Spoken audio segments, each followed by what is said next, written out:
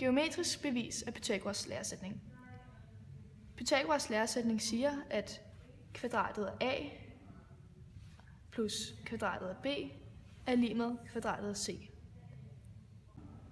Vi tager udgangspunkt i to lige store kvadrater, som er opbygget af siderne a plus b og a plus b. Derfor kan vi indsætte vores b-kvadrat og vores a-kvadrat. Vi ser altså, at vi har nogle firkanter til overs her. Det er altså vores retvinklede trekant. Vi kan indsætte 4 gange heri.